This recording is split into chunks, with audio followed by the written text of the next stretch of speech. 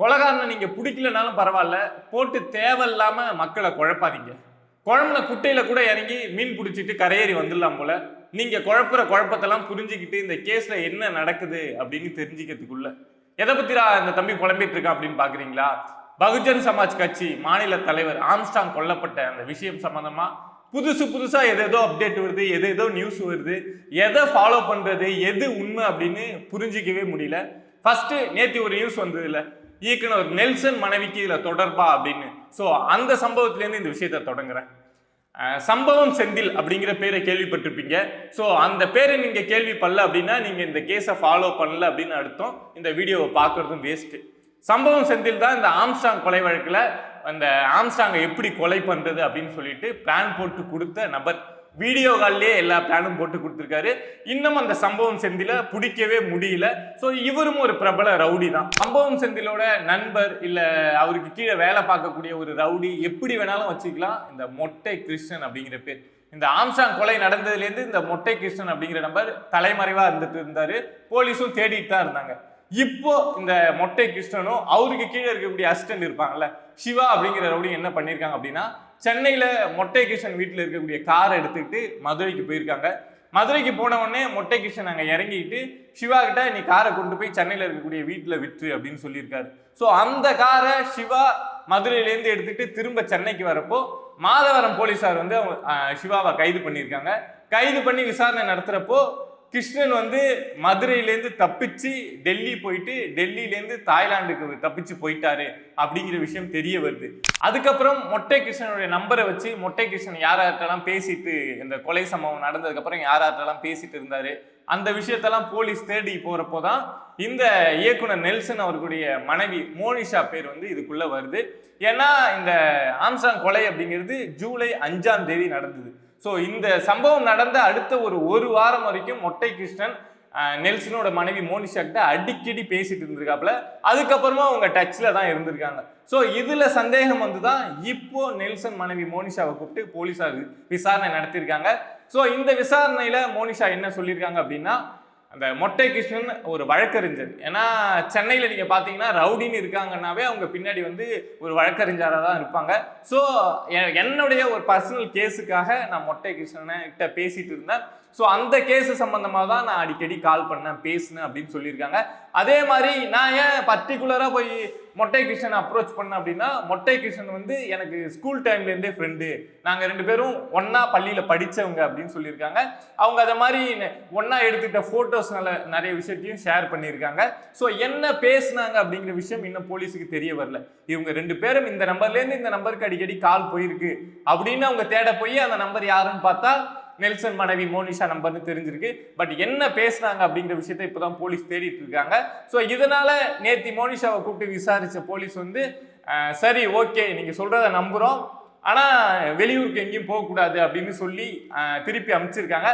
ஆனா ஒரு பக்கம் என்ன சந்தேகம் இருக்கு அப்படின்னா, நேற்று எல்லாருமே பேசின விஷயம் மோனிஷா வந்து இந்த மொட்டை கிருஷ்ணனுக்கு அடைக்கலம் கொடுத்துருந்தாங்களா? ஏன்னா மொட்டை கிருஷ்ணன் வந்து இந்த ஆம்ஸ்டாங் கொலையில தொடர்புடைய ஒரு நபர் அப்படின்னு சொல்லி போலீஸ் தேடிட்டு இருக்காங்க. அவர் தலைமறைவா இருந்துட்டு இருந்தாரு. ஸோ மோனிஷா வந்து இவங்களுக்கு அடைக்கலம் கொடுத்துருக்காங்களா அப்படிங்கிறதான் ஒரு விஷயம். இது சம்பந்தமா அடுத்து வந்து நெல்சனுக்கே சம்மன் இஷ்யூ பண்ணி ஆஜராக சொல்லுவாங்க, விசாரணை நடக்கும் அப்படின்லாம் சொல்லிட்டு இருக்காங்க.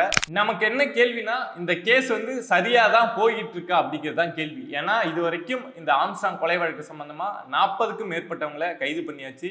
கிட்டத்தட்ட 400-500 பேரை விசாரிச்சிருக்காங்க. இப்ப மோனிஷாவை விசாரிச்சாங்கல்ல, இதை மாதிரி இந்த விசாரணை வளையத்துக்குள்ள வந்தவங்க அப்படிங்கிறது பல 100 பேர் இருக்காங்க. ஸோ இவ்வளவு பேரை விசாரிச்சாச்சு, எல்லாம் பண்ணியாச்சு. ஏன்னா இந்த மர்டருங்கிறது எங்கேயோ நடக்கல, சென்னை சிட்டிக்குள்ள ஆள் நடமாட்டம் இருக்கக்கூடிய ஏரியா, சிசிடிவி ஃபுட்டேஜ் இருக்கு, பல பேர் வந்து நாங்க தான் செஞ்சோம்னு அப்ரூவல் ஆயிருக்காங்க. இப்படி இருந்தும் இன்னும் யாரு குற்றவாளி அப்படிங்கிற விஷயத்த கண்டுபிடிக்க முடியல. புதுசா குழப்பம் மட்டும்தான் வந்துட்டு இருக்கு. அப்படிங்கிறப்போ இந்த கேஸ் வந்து சரியான பாதையில தான் போதா, இல்ல இதுக்கு முன்னாடி எத்தனையோ கேஸ் பார்த்துருக்கோம் தமிழ்நாட்டிலேயே, ரொம்ப பரபரப்பா இருக்கும். அதுக்கப்புறம் அதோட உண்மையான குற்றவாளி யாருன்னு யாருக்குமே தெரியாத மாதிரி அந்த கேஸ் அமைதியா போயிடும். அதே மாதிரி இந்த கேஸும் முடிச்சு வைக்கப்பட்டுருமோ அப்படிங்கிற ஒரு சந்தேகத்துல தான் நான் பேசிட்டு இருக்கேன். ஏன்னா இந்த வழக்குக்குள்ள இத்தனை ரவுடிகள் இத்தனை பேர் வரப்போ இதுல யாரு உண்மையான குற்றவாளி, யாரு குற்றம் செஞ்சாங்க, இந்த வழக்கை எப்படி நடத்துறது, எப்படி ப்ரொசீட் பண்றது அப்படின்னு எந்த விஷயமும் தெரியாது. ஏன்னா ஒவ்வொரு ரவுடியும் அவங்க தரப்புக்கு 2 வழக்கறிஞர் 3 வழக்கறிஞர்னு போட்டு இந்த விஷயத்த வாதாடுறப்போ யாரு உண்மையான குற்றவாளி அப்படின்னு கடைசி வரைக்கும் தெரியாமலே போயிடும். உண்மையாவே காவல்துறை வந்து இவங்களை யாரு குற்றவாளி அப்படின்னு கண்டுபிடிக்க முடியலையா? ஏன்னா ஜூலை 5 சம்பவம் நடந்தது, இப்ப சரியா 1.5 மாசம் ஆகுது.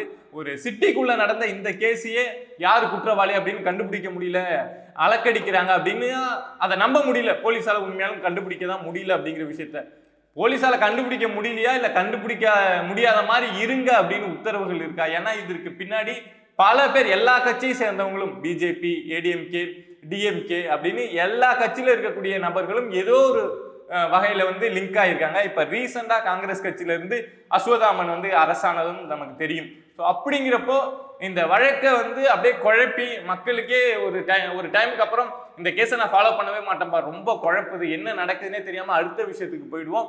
கிட்டத்தட்ட ஆல்ரெடி அது மாதிரி நிறைய மக்கள் போயாச்சு. ஸோ அதே மாதிரி இந்த வழக்கை முடிச்சு வச்சிடணும் அப்படின்னு நினைக்கிறாங்களா அப்படிங்கிறது தான் கேள்வி.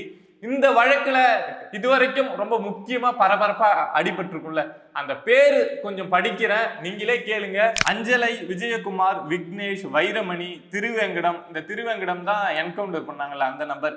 அருள், திருமலை, சந்தோஷ், சதீஷ், மலர்கொடி, ஹரிஹரன், ராமு, முகிலன், மணிகண்டன், ஹரிதரன், பாம் சரவணன், ஆற்காடு சுரேஷ் அந்த இறந்து போன நபர், பொற்கொடி, நாகேந்திரன், அஸ்வதாமன், சம்பவம் செந்தில், மொட்டை கிருஷ்ணன், சிவா, பொன்னை பாலு, பொற்கொடி, மலர்கொடி, பாலா, ராமு, திருமலை, செல்வராஜ், ஒற்றைக்கண் ஜெயராமன், மின்ட் ரமேஷ் அப்படின்னு இந்த லிஸ்ட் வந்து இன்னும் நிறைய போய்கிட்டே இருக்கு. ஏன்னா தேடி எடுக்க முடியல எவ்வளவு பேர் இதுல இன்வால்வ் ஆயிருக்காங்க அப்படின்னு. ஏதாவது ரவுடிங்க பேரை படிக்காம விட்டுருந்தேன் அப்படின்னா மன்னிச்சிருங்க, தேடி பார்த்தேன், என்னால கண்டுபிடிக்க முடியல இதுக்கு மேல. ஸோ இந்த அளவுக்கு ஒரு கேஸ்க்குள்ள வராங்க அப்படின்னா இந்த கேஸ் உருப்பிடும் அப்படின்னு நீங்க நினைக்கிறீங்களா? நான் நினைக்கல. சப்ஸ்கிரைப் பண்ணி சப்போர்ட் பண்ணுங்க. நன்றி.